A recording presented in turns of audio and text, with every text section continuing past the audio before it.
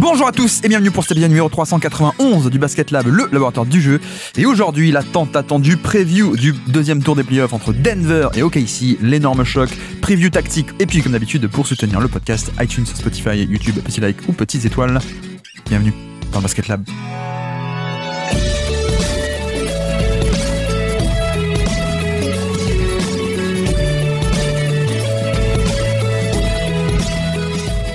La grande preview de la demi-finale de conférence 2025 entre OKC et Denver. Le Oklahoma City Thunder contre les Denver Nuggets au deuxième tour des playoffs 2025. Grande preview tactique aujourd'hui. Le clash des titans qu'on attendait. Le clash des titans, notamment l'affrontement de MVP, comme certains disent ou aiment le dire. Même si, bon, je rajouterais que tant qu'il n'a pas été élu MVP, il est présumé non MVP, notre ami SGA. non, mais évidemment, ceci c'est pour rigoler. On a quand même affaire à deux monstres un peu de monstres offensifs, hein, très, très simplement, mais pas que, il y a aussi des équipes intéressantes autour d'eux.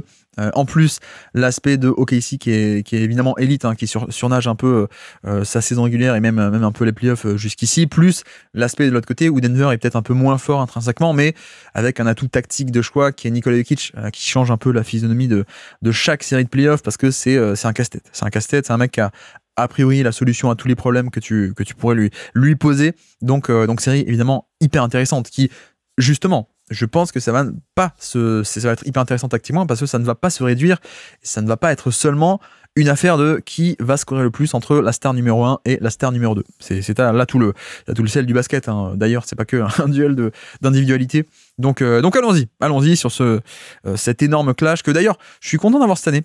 Pour le coup, même si j'aurais aimé contre les Clippers, ça aurait été cool parce que les Clippers c'était un peu une équipe très innovante et très proactive en termes de couverture de pick and roll qui était déployée pour plutôt bien stopper les OKC. On en a déjà parlé en saison régulière. Mais voilà, mettons ça de côté puisque les Clippers ont été éliminés. Mais ça me fait plaisir d'avoir un peu ce choc, même si Denver pour moi est un chouïa un peu moins bon qu'en 2023 et 2024 également, hein, notamment la perte de KCP qui est pas rien du tout. Mais je suis quand même content d'avoir enfin cet affrontement entre deux équipes qui jouent très différemment, qui ont des grandes forces, qui ont des grandes faiblesses, et l'intérêt c'est que les forces de l'un ne sont pas forcément sur les forces de l'autre. Justement, il y a un peu des clashs de force versus faiblesse, donc ça va être passionnant à mon avis, peut-être la série la plus intéressante de ce deuxième tour, je pense, même d'assez loin à mon avis, hein, si on me demande mon avis. Donc allons-y, commençons peut-être par l'attaque de OKC contre la défense de Denver. Bon, déjà, première chose à dire à mon avis, c'est que la défense de Denver, c'est peut-être la leçon du premier tour. J'en ai déjà parlé beaucoup, hein, j'ai déjà fait des podcasts bilan de la série, etc. Je vais pas refaire le refrain, mais grosso modo, pour moi, ce qui a été rassurant, c'est de voir que on a retrouvé la défense collective des Nuggets. Une défense qui, en saison régulière, était devenue assez moyenne, avec de la valeur qui fuyait un peu partout, hein, sur la contre-attaque, mais notamment aussi sur demi-terrain, alors que ils avaient eu l'habitude d'être très bons sur demi-terrain. Même malgré la présence de Jokic, justement, il y avait une escouade un peu déliée et des schémas tactiques pour compenser un peu Jokic, et ça marchait très bien. Mais cette année, donc, même si on enlève les points perdus en transition, où la défense était nullissime en transition, en contre-attaque, même sur demi-terrain, ils étaient 17e en saison régulière 2025. 17e sur 30 en termes de défense de demi-terrain, de jeu placé, on va dire.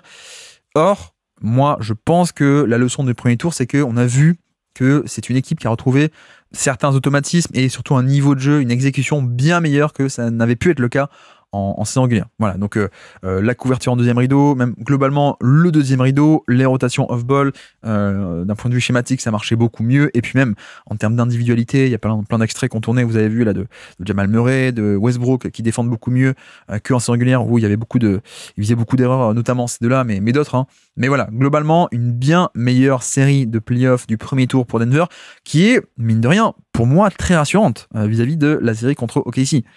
Parce que si on m'avait dit...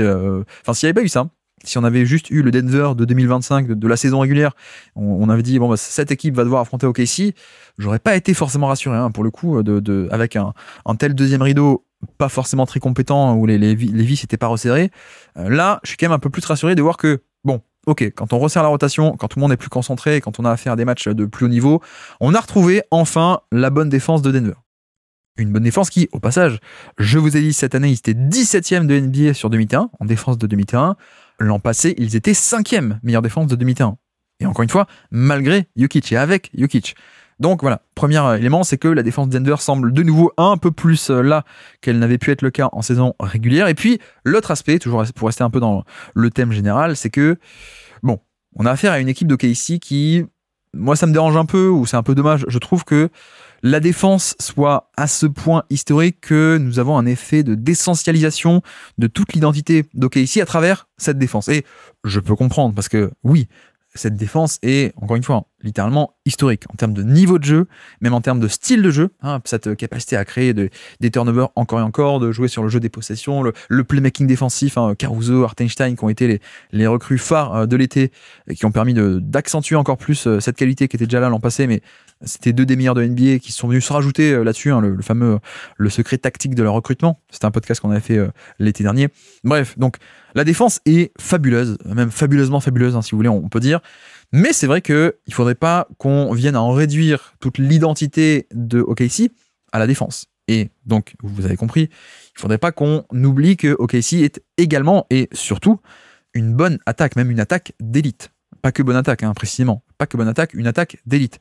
C'est-à-dire deuxième de NBA sur l'offensive rating. Donc deuxième sur les points générés par 100 possessions. Donc deuxième meilleure attaque d'NBA, très, très simplement. Et plus que ça, c'est pas que des points en transition parce qu'ils sont jeunes, ils sont athlétiques, ils sont rapides, ils vont chercher des points en contre-attaque. Non, ils sont aussi, même plus précisément, deuxième de NBA, donc également élite sur demi-terrain. Deuxième meilleure attaque de demi-terrain de toute la NBA et en effet, il y a aussi du bonus puisqu'ils sont également top 5, quatrième en termes de transition. Donc voilà, c'est la défense, d'accord, très bien, mais c'est également une attaque d'élite, vraiment. Vraiment, il faut aussi le garder en tête, hein, pas que l'aspect défensif impressionnant et très marquant, il y a aussi une attaque d'élite. Bref, voici un peu pour le topo très général, mais maintenant parlons un peu de tactique. Tiens, une fois n'est pas coutume, parlons un peu des match-ups en premier. Je le fais pas souvent, mais allons-y. Je pense que intuitivement, on pourrait penser qu'on aurait un Nikola Jokic qui va défendre sur Isaiah Hartenstein. Pour plusieurs raisons. Déjà, le fait que Hartenstein va jouer beaucoup de minutes, je pense titulaire, et Hartenstein, l'avantage de mettre Jokic sur lui, c'est que il n'a pas trop de shoot. Évidemment, Hartenstein a plein d'utilités, mais n'a pas trop de shoot, donc forcément, il y a un peu cet aspect où si on mettait Jokic face à Chet Holmgren, ce serait pas idéal vis-à-dans du pick and pop, vis-à-vis du spacing, où forcément Chet Holmgren serait souvent dans le périmètre, ou après la pause d'écran, il roule dans le périmètre pour le pick and pop. Donc ça ferait un Jokic un peu trimballé loin du panier, à devoir bouger, à devoir faire la mobilité. Il est capable, mais ce serait pas idéal. Donc c'est vrai qu'on pourrait s'attendre à un Jokic sur Hartenstein, même si on développera par la suite. Je pense que l'option premier rideau sur SGA, ce sera Christian Brown, à mon avis, assez logiquement. Je pense également que Jamal Murray va être mis sur Lou Dort, hein, là encore assez logiquement. Le moins bon défenseur du 5, tu le mets sur le moins bon attaquant du 5 en face. Donc voilà. Et là, je parle que des titulaires, mais je pense aussi qu'on aura du Jamal Murray sur des Caruso ou des mecs comme ça éventuellement. Et puis après, reste donc la question des deux ailiers. Les deux ailiers, et donc Aaron Gordon et Michael Porter Jr., qui on met sur qui?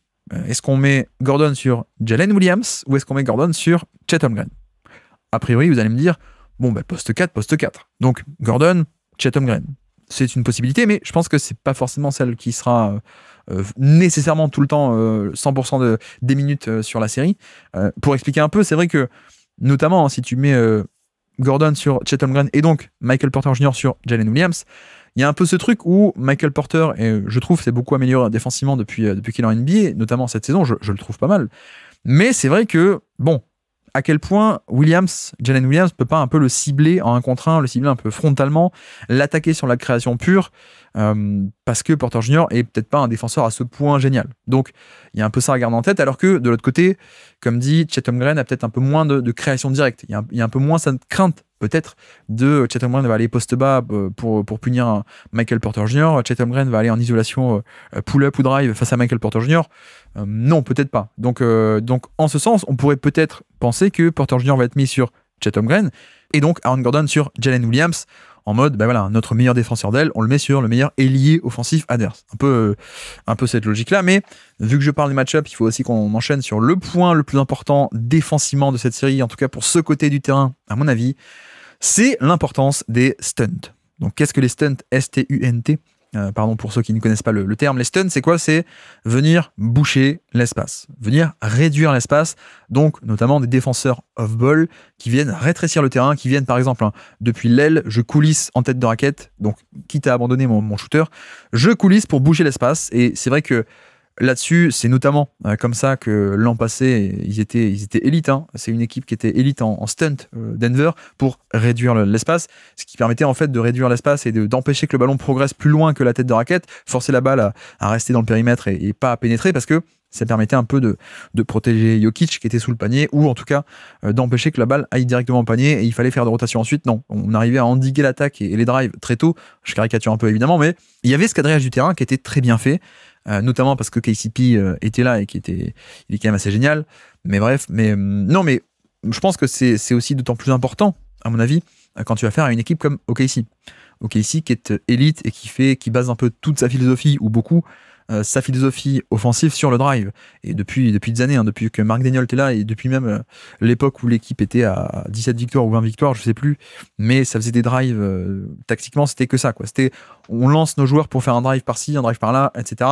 Donc en fait, je pense qu'il y a aussi une physionomie de série qui va être différente de face aux Clippers, où finalement les Clippers n'avaient aussi un jeu de pick and roll qu'on avait bien détaillé, qui passait notamment qui passait par James Harden, donc beaucoup de pick and roll, ou alors de l'isolation de Kawhi Leonard, mais isolation, on resserrait le terrain autour de lui, on envoyait des mecs sous le panier autour de lui, enfin bref, c'est autre chose.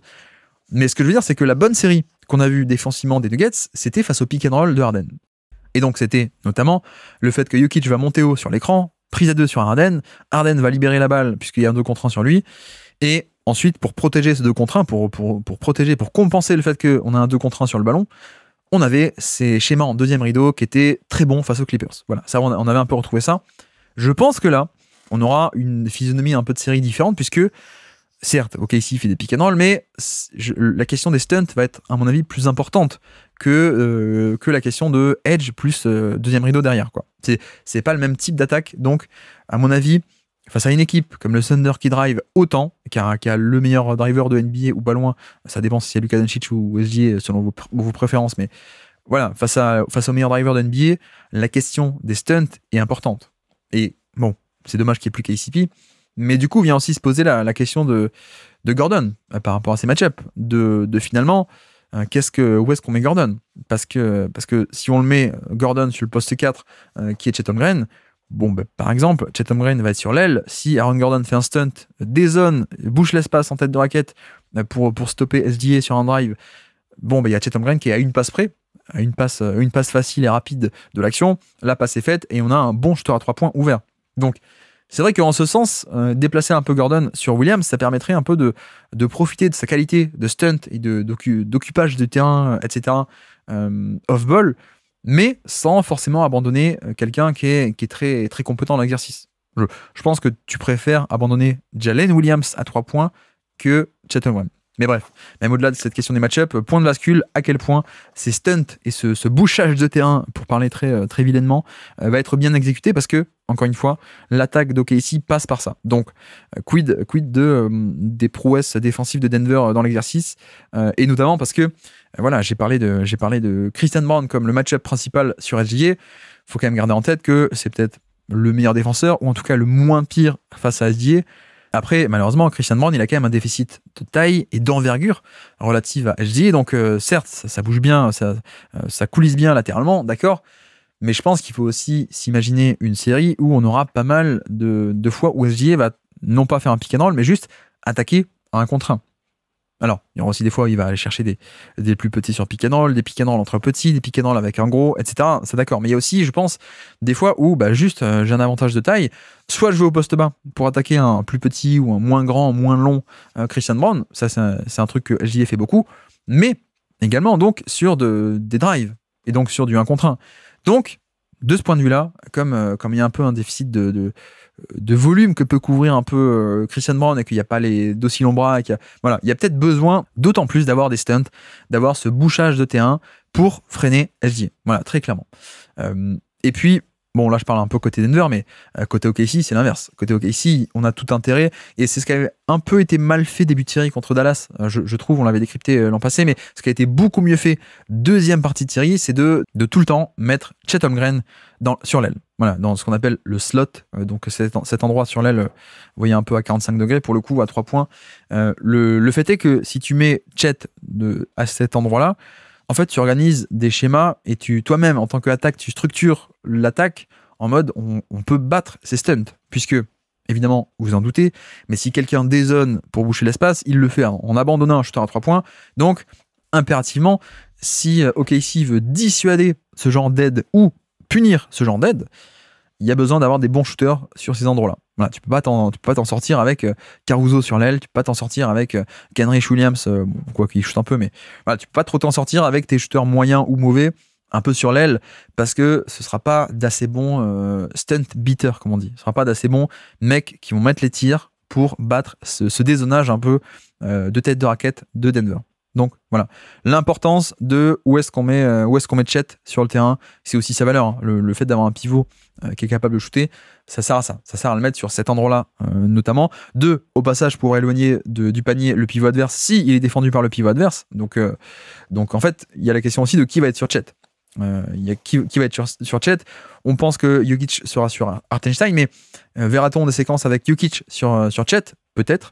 Verra-t-on Aaron Gordon sur Chet, mais du coup, à quel point prendra-t-il les libertés pour justement faire ses stunts? S'il doit défendre, s'il y a une passe près, il y a Chet. Bref, vous voyez un peu le topo.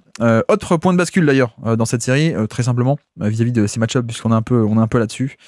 Point de bascule pour moi, Jalen Williams, quid de sa création, quid de son volume et de son efficacité sur cette création pure, parce que bon, défensivement, il peut faire plein de choses, hein, c'est un joueur assez extraordinaire défensivement, mais c'est vrai que si il doit avoir affaire à soit Michael Porter Jr., soit Aaron Gordon, soit des mecs comme ça, à quel point Williams peut aller punir et aller chercher des points. Parce que, pour le coup, SGA, on sait qu'il va y aller. SGA, on sait qu'il y aura un gros volume, grosse efficacité, beaucoup de points. On oublie un peu, malheureusement, mais parce que OKC a perdu la série, mais l'an passé, il était stratosphérique contre Dallas, avec des drives, avec même quand il n'y avait pas la possibilité de drive, parce que le terrain était bouché. Un shot-making à 2 points qui était monstrueux. Donc, je pense que personne n'a trop de crainte vis-à-vis de SGA. Par contre, c'est vrai que Williams, c'est un peu le gros test, pour le coup. On a vu que l'an passé, le test a plutôt été loupé, mais bon, il était un peu plus jeune l'an passé. Là, je dis pas qu'il va le faire ou qu'il va pas le faire, je dis point de bascule. À voir de quel côté ce domino va tomber. Et ça pourrait participer à décider que la série tombe justement d'un côté ou de l'autre. Donc voilà, point de bascule, création pure de Williams, notamment si il est défendu par des mecs un peu moins bons. Notamment s'il est défendu par Porter Jr. plutôt que un Aaron Gordon. T'as besoin de...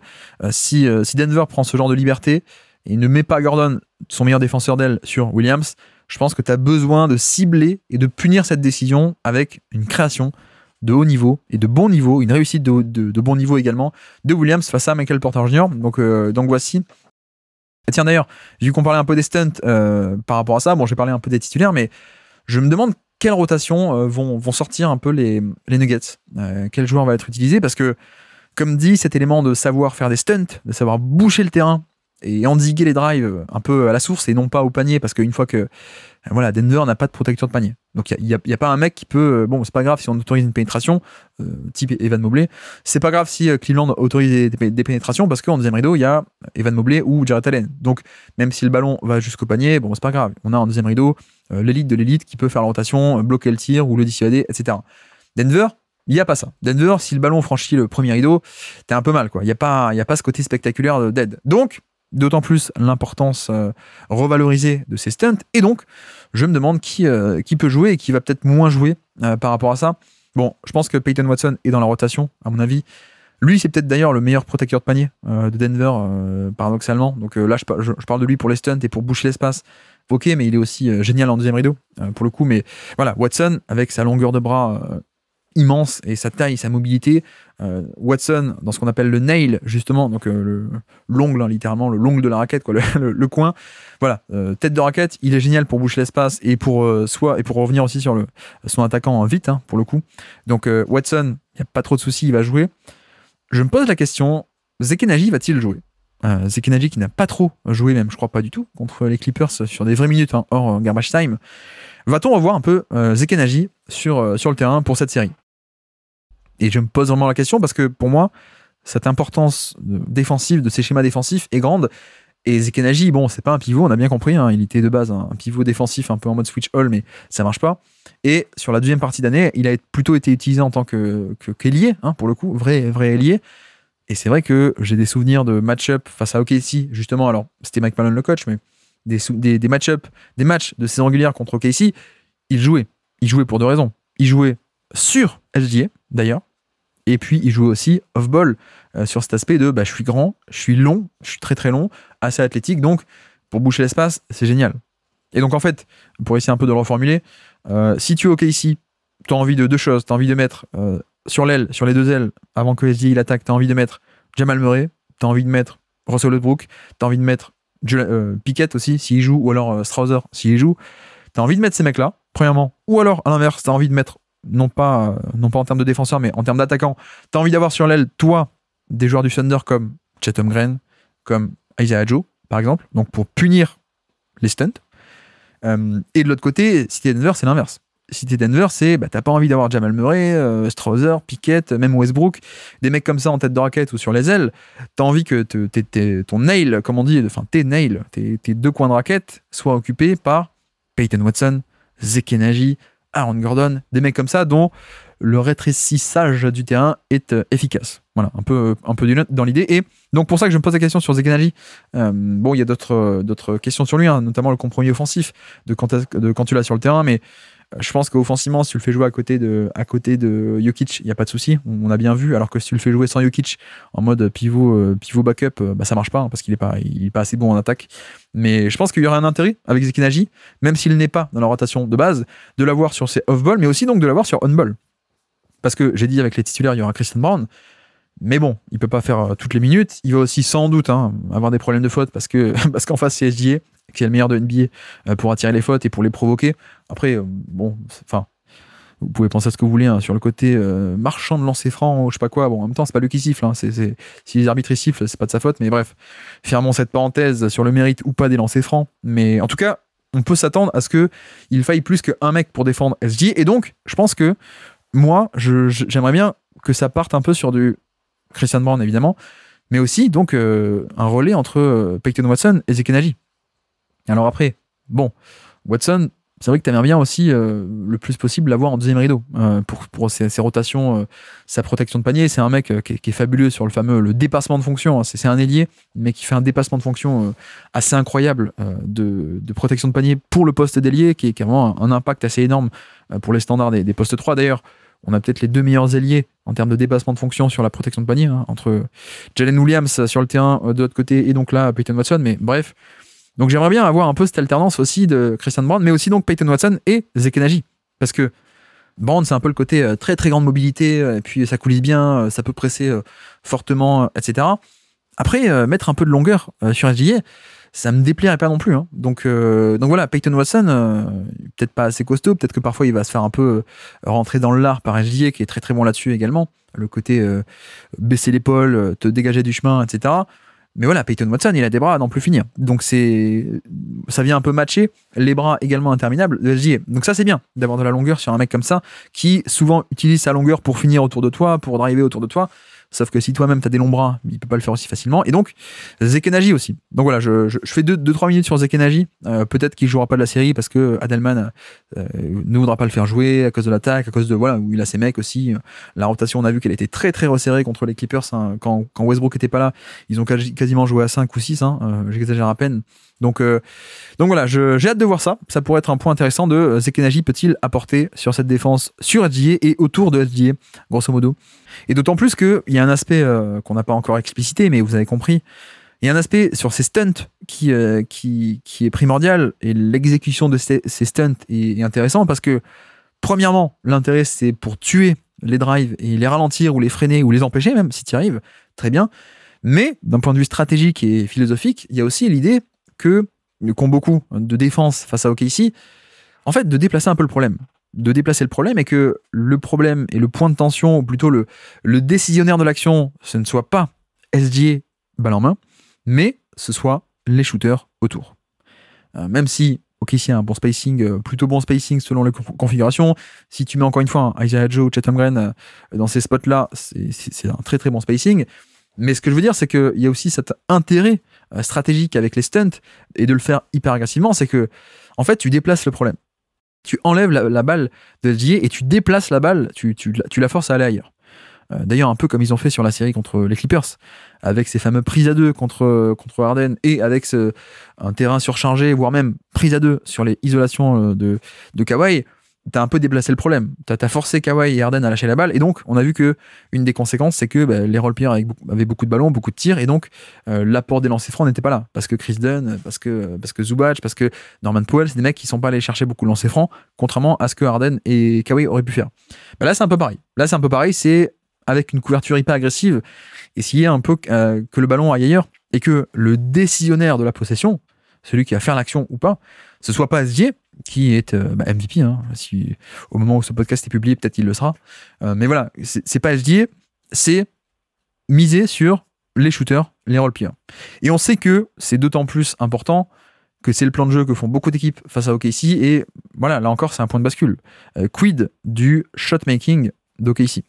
À quel point, si Denver exécute bien ce genre de schéma, à quel point est-ce que OKC peut punir au shoot ou pas? Il y a une notion de niveau, hein, de fait de mettre les bons shooters aux bons endroits, d'accord? Après, il y a aussi une question de variance, un aspect avec le shoot qui est assez aléatoire. Donc en fait, il y a aussi ce truc de est-ce que tu préfères un 3 points ouverts, beaucoup de 3 points ouverts pour Chet Holmgren, ou des drives balle en main de SGA? Bon, voilà, peut-être que sur un début de match où il met pas ses premiers tirs, il commence à douter, etc. Le mystère du jump shot, hein, qui est un peu une boîte noire, mais il y a un aspect mental qui est assez important, et même même plus globalement, pardon. Je pense qu'il y a des fois on va préférer miser en tant que Denver, on préfère miser sur le shot making de role player, même sur des tirs ouverts ou semi-ouverts contre ces stunts, plutôt que vas-y, on laisse le ballon à SGA. Et puis on le laisse faire ses trucs, quoi. Non, on sait que SGA est beaucoup trop rentable, donc voilà, d'un point de vue stratégique et philosophique, ça permet un peu ça. Ça permet un peu de déplacer le problème et d'affronter un autre type d'attaquant et de concéder un autre type de tir, des tirs à des role-players ou à des shooters, plus que SGA. Et d'ailleurs, au passage, je ne l'ai pas dit non plus, mais c'est vrai qu'on a vu une stratégie de la part des Clippers, hein, au bout d'un moment, sur l'affrontement du premier tour. On a vu que les Clippers, ce qu'ils faisaient, c'est qu'ils ont arrêté d'impliquer Jokic sur pick and roll, notamment parce que, justement, ça marchait trop bien, les schémas étaient bien trop rodés en deuxième rideau, etc. Donc, au bout d'un moment, ce qu'ils ont fait, c'est qu'ils ont ciblé Jokic en tant que protecteur de panier. Donc, notamment, on arrête de te monter sur pick and roll dans le périmètre. Juste, le mec que Jokic défend, donc c'était Zubac, Zubac, tu te mets sous le panier. Et donc ensuite, on fait un drive. Donc à l'époque, c'était James Harden ou Kawhi Leonard. Tu fais un drive, et donc là, tu positionnes Jokic dans ce dilemme de mince, je dois gérer le 1 contre 2.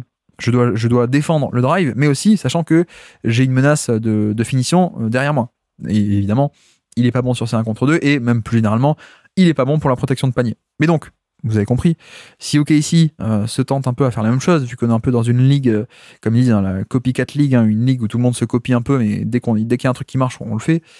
Je pense qu'il ne faut pas penser qu'il y aura que des pick and roll avec Jokic, on l'a dit, hein, OKC opère différemment, mais notamment si on essaie de placer Jokic dans un rôle géographiquement sur le terrain, dans ce rôle-là de protecteur de panier, parce que c'est toi qui es sous le panier, l'importance des stunts, de vraiment freiner le drive au début, et pas de laisser la balle arriver au panier, cette importance-là est capitale. Donc, là encore, finalement, ok, tu peux en arriver à concéder des 3 points ouverts ou semi-ouverts en dézonant et en laissant ouverts des shooters sur les ailes, mais est-ce que tu préfères pas ça, un 3 points ouvert ou semi-ouvert de tel ou tel role-player ou tel lieutenant, plutôt que SGA qui va foncer sur Jokic, qui va pouvoir lui provoquer des fautes, qui va pouvoir scorer autour de lui, qui va pouvoir faire la passe pour un catch and finish de Hartenstein, etc., etc. Donc voilà, à garder en tête également. Bref, donc voilà un peu pour la notion générale des stands. Venons-en un peu au pick and roll. Voilà, on l'a dit, il n'y aura pas que des pick and roll, mais il y aura aussi des pick and roll, je pense. On va essayer un peu de cibler Jokic, qui est un peu le maillon faible de cette défense, évidemment. Et donc c'est là qu'on retombe aussi un peu sur la question des match-ups et de sur qui va être Jokic. Tout ça va dépendre un peu de la défense qu'il va pratiquer dépend un peu de ça aussi. Et c'est vrai que Chet Holmgren, son avantage en tant que poseur d'écran, on l'a dit, c'est un double avantage, c'est le pick and pop, donc rester haut à 3 points après l'écran, et la verticalité, les centimètres et même l'explosivité, même s'il n'est pas explosif d'élite, mais voilà, cette menace aérienne pour les alley-oop, grosso modo. Donc il y a un peu cette double menace avec Chet Holmgren, c'est pour ça qu'il est aussi intéressant en attaque. Et de l'autre côté, en tant que poseur d'écran, la force de Isaiah Hartenstein, c'est le short roll, ce qu'on appelle le short roll, donc pas rouler complètement jusqu'au panier, rouler un peu à 1 mètre ou 2 de l'écran, recevoir la balle, quand par exemple il y a une prise à 2 sur le ballon, recevoir la balle à 1 mètre ou 2 de l'action, et ensuite faire la décision, faire l'action sur ce qu'on appelle ce fameux short roll. Donc soit driver au panier, soit prendre le shoot, certains pick and pop à 2 points, soit sinon, encore mieux, prendre des décisions en mouvement, faire l'extra passe en sortie du pick and roll. Et ça, Hartenstein est un des meilleurs de NBA. Et c'est d'autant plus important que, pourquoi est-ce que j'ai décrit la menace de chaque poseur d'écran de OKC quand on parle, évidemment, là je parle de pick and roll entre gros, je parle pas de pick and roll où SGA va aller cibler Jamal Murray ou des petits comme ça, évidemment. Ça c'est assez trivial, mais on y viendra peut-être tout à l'heure. Mais non, mais alors, la menace de Chet et la menace de Hartenstein, qui sont des profils différents, le truc c'est que contre SGA, je vois pas Denver faire un drop. Je les vois pas du tout rester bas par rapport au niveau de l'écran, faire des drops, comme on dit, drops défensifs. Pourquoi ? Parce qu'il y a trop de menaces. Il y a Chet Holmgren qui peut rester en pick and pop, donc rester en haut pendant que toi tu restes en bas. Bon, bah évidemment, tu es déchiré sur toute la verticalité du terrain, donc t'es pas bien. Ou alors même mettre de la pression au panier, et donc pendant que SGA drive à droite, il y a la menace de alley-oop qui plonge à gauche, et donc Jokic doit gérer un 1 contre 2. Là encore, il est pas bon là-dessus.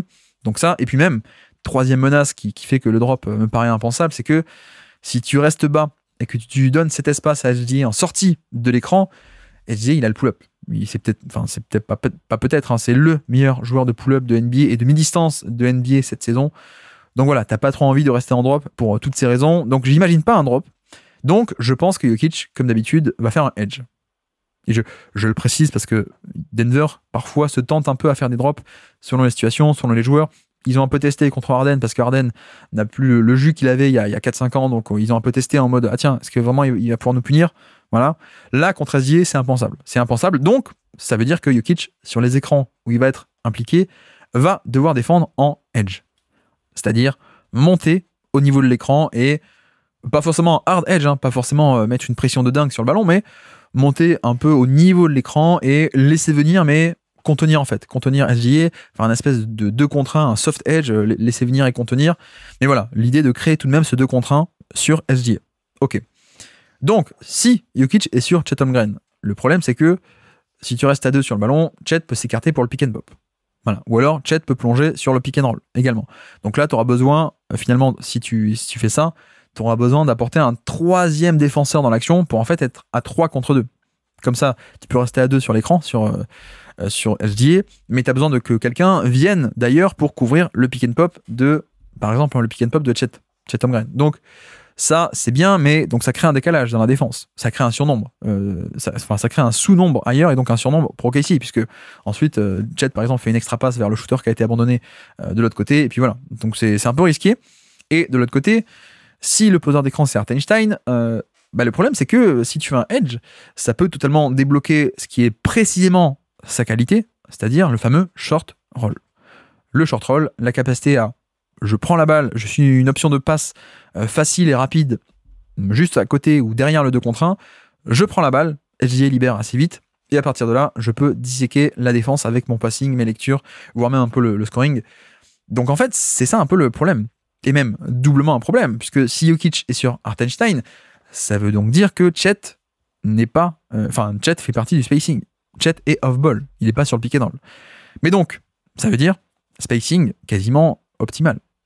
SGA qui a le ballon, Hartenstein un poseur d'écran, et donc autour, c'est 3 shooters. Lou Dort, Williams et donc Chet qui peut apporter ce spacing. Donc c'est d'autant plus dangereux que, par exemple, contre les Clippers, ça a aussi bien marché parce que cette attaque des Clippers avait souvent, et malheureusement, ce qu'on appelle une valve de décompression. Il y avait toujours un non-shooter sur le terrain, de type Chris Dunn ou parfois Derrick Jones Jr., ou parfois Ben Simmons ou des mecs comme ça, mais il y avait toujours généralement un Chris Dunn où finalement tu te dis, bon, on se met à 2 sur le ballon, on compense derrière, mais on n'a pas besoin de faire toutes les rotations parce qu'on peut se permettre d'abandonner Chris Dunn. Et donc comme ça, même si le ballon arrive sur Chris Dunn, on ne fait pas la rotation et ça nous donne un peu le temps de revenir en position. Voilà, c'est un peu l'idée. Sauf que là, c'est pas le cas.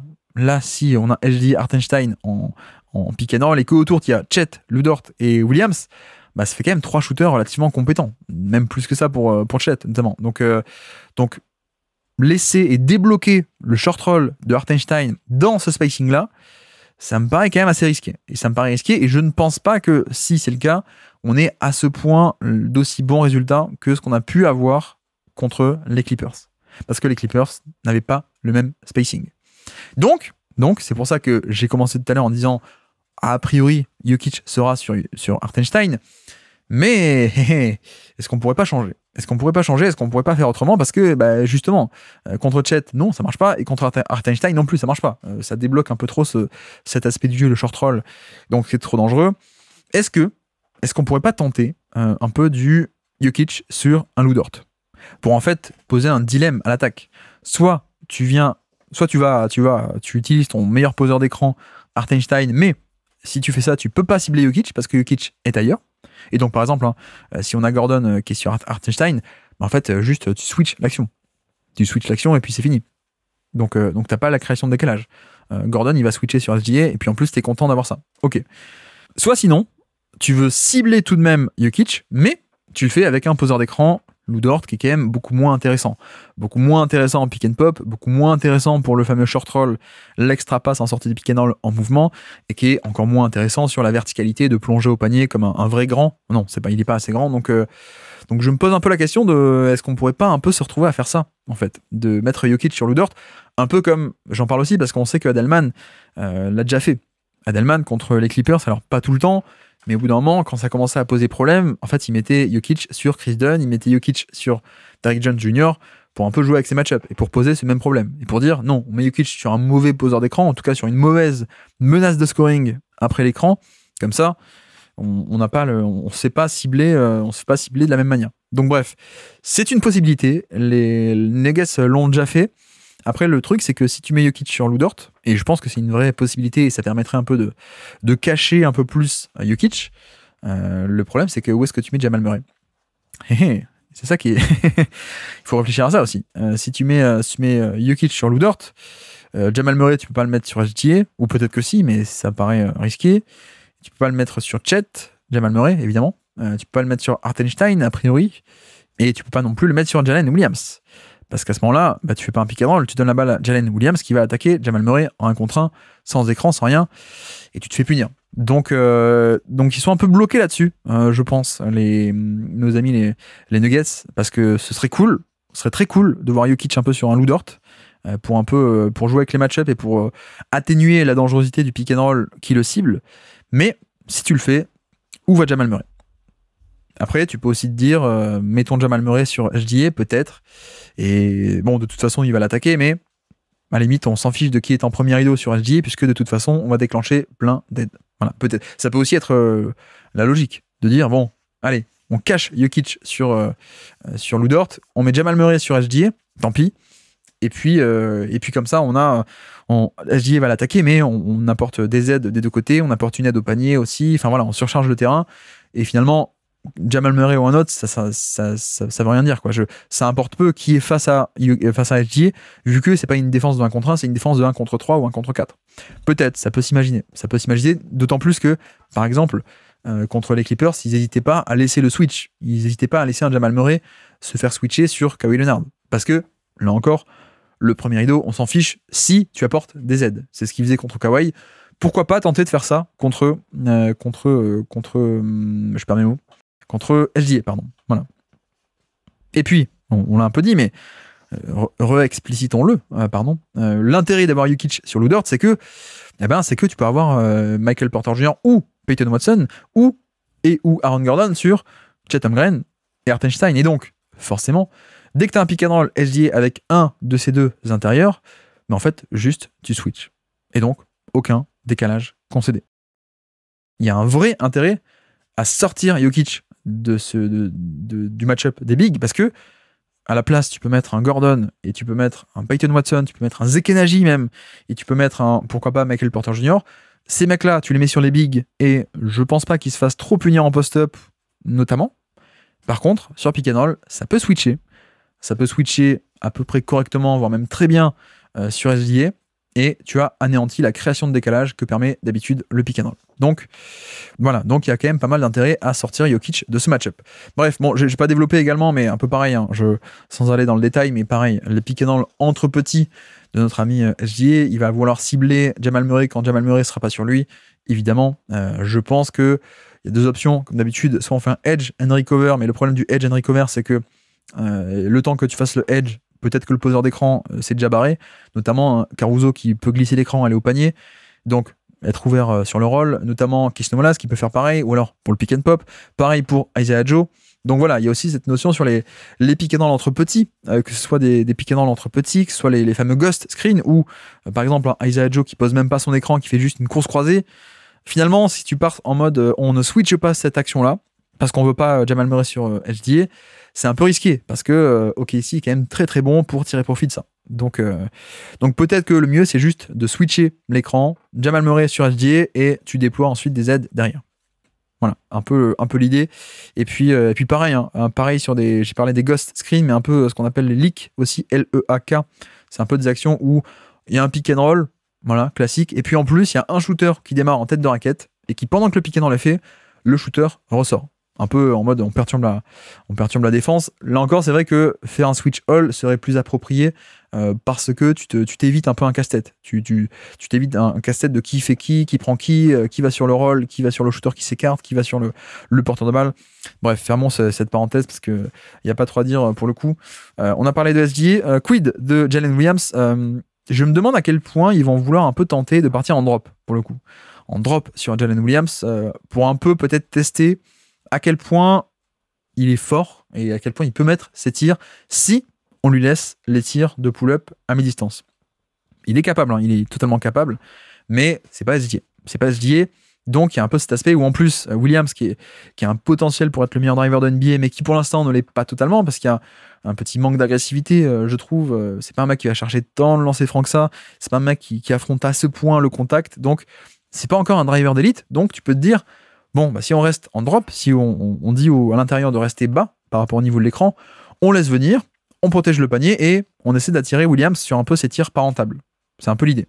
Après, ça peut évoluer si, en effet, le mec met tous ses tirs sur une première mi-temps ou commence à enchaîner les pull-ups. Peut-être tu peux te dire on peut ajuster, mais voilà, c'est un peu dans l'idée de si ça passe, c'est idéal. Parce qu'un drop, ça permet de un peu mieux contrôler la situation et c'est pas une création de chaos, il n'y a pas une prise de risque comme des 2 contre 1 qui sont créés sur la balle. Non, le drop, on reste en retrait. On laisse venir, on gère, hein, c'est un peu un dérapage contrôlé, on laisse cet espace, mais on est mieux ailleurs. Voilà, donc à voir à quel point on peut tester un drop face à Williams. Et puis pareil, on parle des pick and roll où lui est porteur de balle, mais en fait, plus globalement, le jeu à 2 avec Hartenstein, où c'est souvent ce duo qui joue ensemble, Williams plus Hartenstein, l'un à la balle, l'autre à la balle. Donc je parlais notamment des jeux de main à main, où c'est Hartenstein qui a la balle et Williams qui vient la chercher. Bon, bah c'est vrai que là, tu aurais aussi tout intérêt à faire un drop, à rester bas. Avec en gros cette idée que tu restes bas parce que tu ne crains pas tant que ça la menace de scoring ou de shoot de Hartenstein, hein. Par exemple, tu restes bas, quand Hartenstein a la balle, il peut pas te punir. Il peut pas se dire ah tiens, le mec Jokic reste à 2 mètres de moi, bah je prends le pull-up. Non, il a pas trop ça, Hartenstein, même pas du tout. Il n'y a pas non plus ce côté ah mince, je reste bas, je reste loin de Hartenstein, mais il peut me déborder en drive. Non, pas trop. Donc sur ces jeux de main à main, ce que veut Hartenstein, c'est trouver la passe, notamment des passes pour des cuts au panier. Donc, je pense que globalement, Williams, mais j'inclus aussi le dribble hand-off, le jeu de main à main, Williams et quand c'est Hartenstein qui a la balle, je pense que ça aurait un intérêt de tester un peu un drop pour un peu contrôler le plus possible, en tout cas en début de série ou en début de match, essayer de voir à quel point est-ce que OKC peut te punir ou pas, justement. Donc voilà. Également, bon, on a déjà un peu évoqué, mais les fameux stun beaters, hein, les Chet Holmgren, les Isaiah Joe, les Aaron Wiggins aussi, qui est peut-être pas un shooter d'élite comme Isaiah Joe, mais qui a un peu cet avantage de si tu l'abandonnes sur l'aile, que le défenseur dézone et l'abandonne, lui il peut attaquer en sortie de drive aussi. En spot-up drive. Donc il reçoit la balle et il attaque directement. Il prend pas le tir et j'attaque en tant que connecteur, je fais un dribble ou deux, je drive, je refais une extra passe, etc., etc. Mais voilà, je parle de ça aussi parce qu'il y a un autre aspect qu'on n'a pas encore décrit, c'est le dunker spot. Le fameux dunker spot où OKC, et d'ailleurs, sur les match-up, les 2 matchs de tout début de saison entre OKC et Denver, c'était un festival de ça. En fait, OKC aime bien mettre ses petits sous le panier. un peu comme Boston le fait, hein, c'est les deux équipes qui le font le plus, hein, Boston avec Jrue Holiday et Derrick White, et OKC avec Alex Caruso et notre ami Lou Dort. Donc, mais pourquoi ils le font? Parce que, premièrement, l'intérêt, c'est que, imaginez, hein, si en effet on a Jamal Murray sur Lou Dort, bon, bah, ça veut dire que si Lou Dort est sous le panier, le protecteur de panier, c'est Jamal Murray. Autrement dit, c'est d'une qualité bien inférieure que si c'était Aaron Gordon ou des mecs plus grands, quoi. Donc, il y a ce premier intérêt de mettre un petit proche du panier, parce que comme ça, quand SGA va driver et va arriver sur lui, bon, bah, l'aide est totalement inefficace. Et puis, ça permet aussi un peu de cacher, notamment, la notion de spacing ou de non-spacing que peut avoir notamment Alex Caruso ou Cason Wallace également, dont on n'a pas trop parlé pour l'instant. Mais voilà, enfin, voilà, ça peut prendre des tirs, hein, vous le savez, mais on est aussi, on aime bien le mettre sous le panier également dans ce dunker spot. Donc ça permet un peu de contourner ce manque de spacing aussi, de mettre Caruso sous le panier, de mettre un Lou Dort parfois sous le panier, qui Lou Dort n'est pas tout le temps respecté en playoff, donc on verra cette série, de mettre un Cason Wallace. Et en plus, ça crée un point de, comment dire, un point de pivot, on va dire. Enfin, c'est pas le bon mot peut-être, mais ça peut créer des jeux à 3. Ça peut être un point d'appui plutôt, pardon. J'ai trouvé le bon mot, un point d'appui en termes de passing. C'est ce que fait beaucoup Boston, notamment quand, je sais pas moi, il y a tel ou tel type de couverture défensive, ça se resserre autour de Tatum, et il y a la passe qui est faite à Jrue Holiday qui ne prend pas le tir sous le panier, mais qui ressort, qui fait une extra passe pour ressortir ailleurs, pour envoyer la balle côté faible où il y a un shooter abandonné, etc. etc. Donc l'utilisation aussi des petits dunker spots va être fascinante, d'autant plus qu'on l'a vu sur les 2 matchs de début de saison de novembre. Bon là encore, hein, je vais pas passer une demi-heure à décrire, mais puisqu'on n'a pas les images, mais voilà, on l'a vu beaucoup sur les premiers matchs, donc à surveiller également. Et puis, un autre aspect. On a beaucoup parlé de demi-terrain, des enjeux généraux de demi-terrain. Il faut un peu qu'on parle de la transition. Puisque OKC est élite. J'en ai parlé tout à l'heure. Alors attendez, où est ma fiche? Ils sont 4e de NBA en termes d'efficacité sur contre-attaque et ils sont 9e en fréquence. Donc, top 10 en termes de nombre de contre-attaques et 4e en efficacité de contre-attaque. Donc, c'est élite, évidemment. Denver est cataclysmique. Ben, j'ai pas d'autres mots. Je peux même le séparer encore plus. Denver est cataclysmique. Non, mais c'est un peu même ce qui pêche un peu cette saison à Denver, c'est qu'ils ont perdu beaucoup de points et ils ont encaissé trop de points et ils ont perdu de la valeur comparé à l'an passé, défensivement, et sur le defensive rating, parce que la défense de contre-attaque est bien moins bonne que l'an passé, notamment. Donc ça, c'est une question d'effort, c'est une question d'individualité qui font pas les efforts, qui font pas le bon repli, qui se trompent dans les match-ups, hein, tout ce qui est Westbrook, comment il s'appelle, Jamal Murray, Michael Porter, qui parfois se perdent un peu au niveau de qui prend qui, au niveau du repli défensif, etc. Bref, quelle qu'en soit la raison, on s'en fiche. En tout cas, on a un peu un clash de ce côté-là entre OKC élite en contre-attaque et de l'autre côté Denver qui est pas très bon.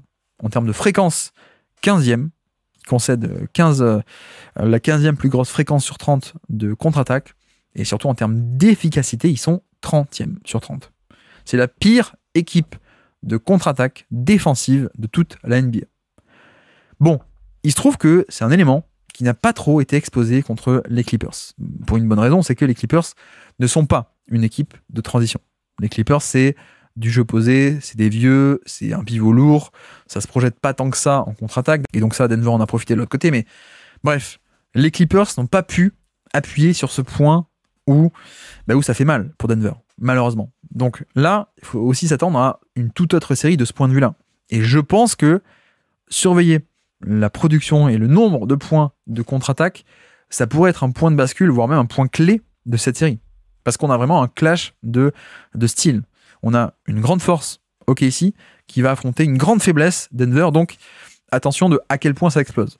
À quel point ça peut basculer côté OKC un peu, beaucoup, ou passionnément à la folie, quoi. Donc voilà, à surveiller la contre-attaque. Et d'autant plus que, d'un point de vue stratégique, Denver, eux, ils sont très bons pour aller chercher des rebonds offensifs. Et c'est même au-delà d'être très bons, en tout cas, ils pratiquent cette stratégie de attaquer le rebond offensif. Mais forcément, il y a des fois, tu ne vas pas l'avoir, le rebond. Et donc, il y a des fois où tu vas attaquer à 2 ou 3 le rebond offensif, toi, Denver, et donc tu ne vas pas faire le repli. Donc là aussi, c'est un point clé à surveiller. De à quel point est-ce que OKC peut, eux, se projeter et punir. À quel point ça peut pas être l'inverse, de Denver Denver attaque tellement fort le rebond que les mecs n'arrivent pas à se projeter et donc sont obligés de rester un peu pour faire les box-out et pour avoir le rebond. Donc là aussi, peut-être que Denver peut affecter un peu ce domaine du jeu, non pas sur un repli défensif en soi, mais sur le fait de mettre la pression par rapport au rebond offensif. peut-être que Denver, en appuyant eux-mêmes à ce point sur ça, sur lequel eux sont élites, et d'ailleurs OKC est pas bon, peut-être que tu peux forcer OKC et tu peux les empêcher de se projeter en contre-attaque. Donc voilà, ça c'est hyper intéressant à suivre de quel côté ça va basculer. Est-ce que c'est Denver qui va pas aller au rebond offensif parce que mince, il faut faire le repli, ou est-ce que c'est le contraire, OKC qui va pas se projeter parce que mince, il faut attraper le rebond avant de se projeter. Voilà, donc ça c'est aussi un duel hyper intéressant à surveiller en termes de points. Et l'autre aspect, c'est que c'est pas que de la contre-attaque après des rebonds défensifs pour OKC, il y a aussi l'aspect de turnover. C'est une équipe qui est historique en termes de création de turnover adverse, donc générer des pertes de balles, et à partir d'une perte de balles, c'est plus facile d'attaquer, évidemment. Et c'est vrai que là-dessus, Denver sont un peu moyens. Denver sont un peu moyens cette saison.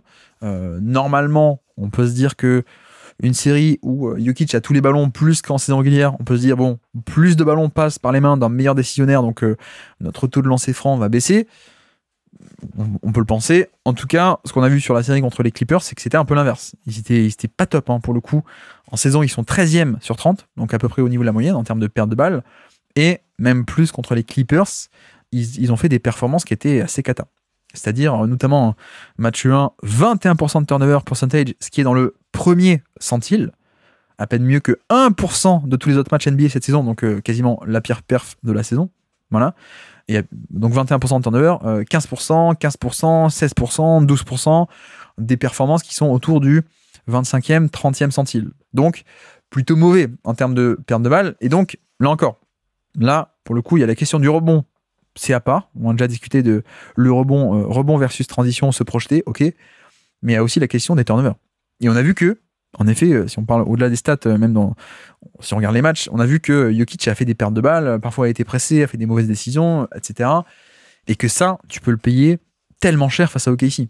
Donc là encore, à surveiller, qui va gagner cette bataille?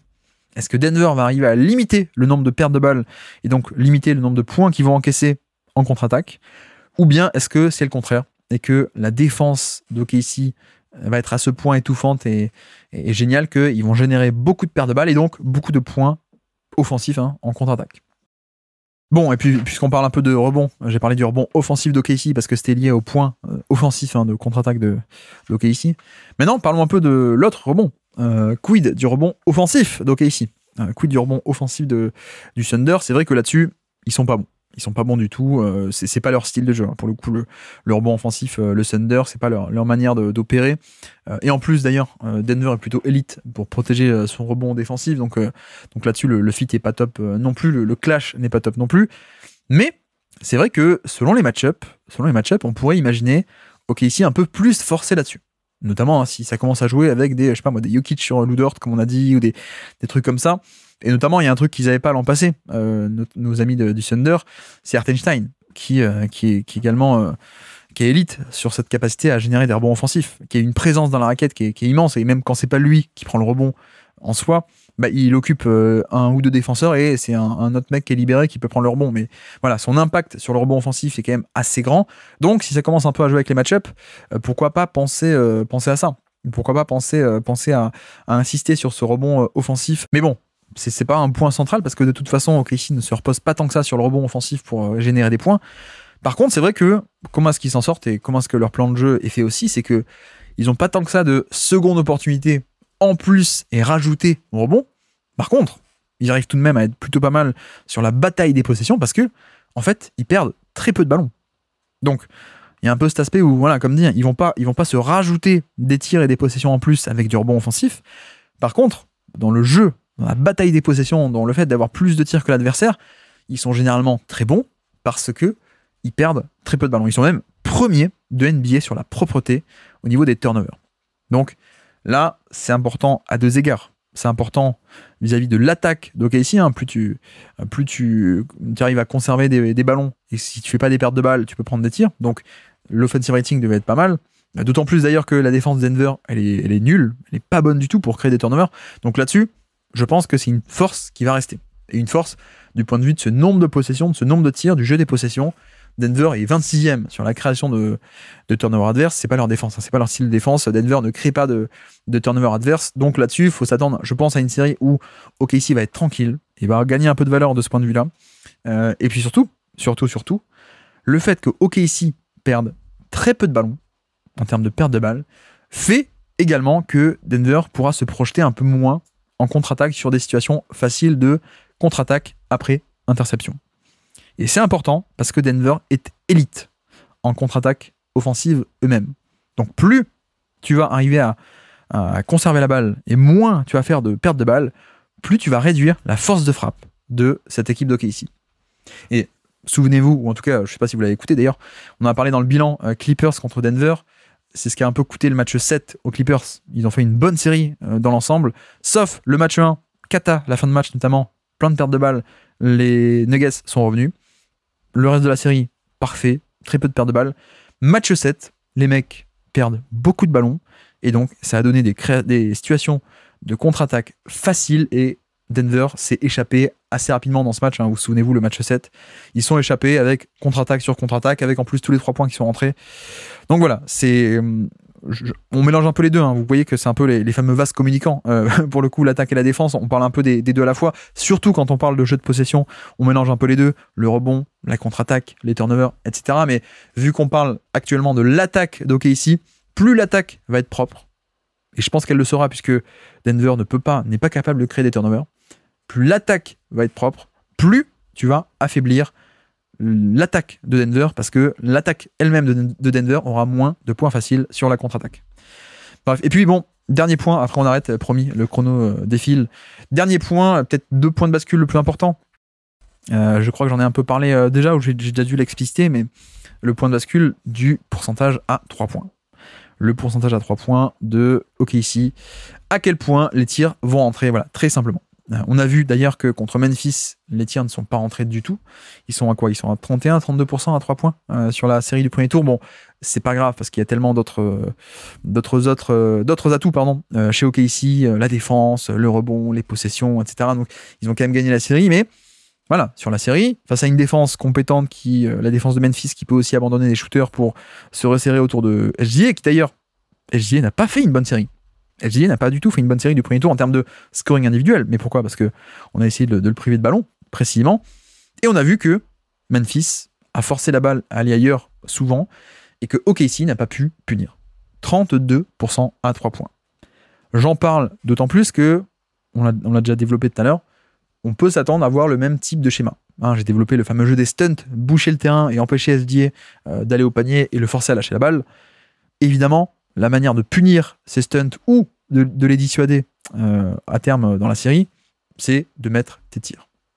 Malheureusement, on sait que ça peut être la grande variable d'OKC. Et je pense que, je ne suis pas devin, mais je pense que dans le cas où OKC ne met pas ses tirs, on peut s'attendre largement à un upset. Mais vraiment, à mon avis, si on a une série où pendant, allez, peut-être pas 7 matchs, mais si sur 3-4 matchs, peut-être 4 ou 5 matchs, ou sur 7, donc, où les tirs à 3 points ne rentrent pas, certes, OKC est la meilleure équipe, certes, Denver n'est pas parfait, mais je pense que l'upset est tout à fait possible. Vraiment. Parce que c'est vraiment le gros point de bascule. Donc c'est aussi le point de bascule de Denver, d'arriver à orienter le ballon d'après leur schéma vers ce genre de situation, des catch and shoot, des role-players, les 3 points, resserrer l'espace, etc. Et en fait, il n'y a pas besoin d'aller très loin. Regardez la série contre les Mavs l'an passé. La série contre Dallas, OKC n'est pas forcément la moins bonne équipe des deux. Au final, en plus, ils ont un SGA qui est stratosphérique. Bon, des fins de match, etc. Le match 6, un peu de chance, la faute, pas faute. Bon, il y a des éléments, d'accord, mais ça, c'est un peu normal. C'est les fins de match, c'est aléatoire. Mais Dallas a aussi gagné parce que Dallas a misé sur le fait qu'on va resserrer le terrain, on va boucher le terrain, et on va plutôt parier sur le fait que OKC et les role-players ne peuvent pas nous battre, plutôt que de laisser faire SGA et de parier sur ça. Et donc, ils ont perdu 2024, la demi-finale de conférence 2024, l'an passé de cette manière. Alors que l'an passé également, en saison régulière, ils shootaient à 39% à 3 points. L'an passé. Je crois que c'était même la meilleure équipe de NBA sur l'efficacité à 3 points. Et moi, quand j'en parlais toute la saison dernière, en 2024, on me disait « Mais non, mais tu racontes n'importe quoi. » Pour le coup, regarde les efficacités, c'est plus du tout l'équipe d'OKC d'avant. Lou Dort shoot bien, tout le monde shoot bien, on est à 39% à 3 points. Oui, Sauf qu'on arrive en playoff et un tel n'était pas respecté, notamment Lou Dort, et puis juste les mecs n'ont pas mis les tirs. Alors qu'en plus, en face, bon ça c'est pas de chance, en face, Dallas a eu des pics de shot-making de Washington, PJ Washington, de Derrick Jones Jr., Jaden Hardy aussi, bref, vous vous souvenez un peu de ça. Donc, voilà, point de bascule, parce que l'an dernier, saison régulière, la moyenne sur la saison régulière était à 39%, cette année elle est encore à 38%, c'est encore parmi les meilleurs de NBA, mais on parle pas d'une saison régulière entière. On parle d'une série de playoffs. Et donc, série de playoffs veut dire échantillon réduit. Et donc, veut dire petit échantillon, veut dire plus l'échantillon est réduit, le volume est réduit, plus tu es sujet à des variations aléatoires. C'est un peu la nature de ça, du shoot, hein, pour le coup, c'est normal. Donc, sur une saison complète, on peut dire non, mais ça va se normaliser. Ça va se normaliser. Sur une série de playoffs, il y a ce truc de mince. Si le shoot commence à derrière sur 2, 3, 4 matchs, sur 6, 7, bon, on est mal, quoi. Donc, en soi, si Denver exécute bien ses schémas et arrive à priver HDA de situations faciles, de 1 contre 1, de création pure, et oriente la balle vers ses role-players, point de bascule, les role-players et les shooters, tout simplement, pas que les role-players, mais même Chet et Williams, quid et point de bascule, le shot-making d'OKC, encore et toujours avec cette équipe du Thunder.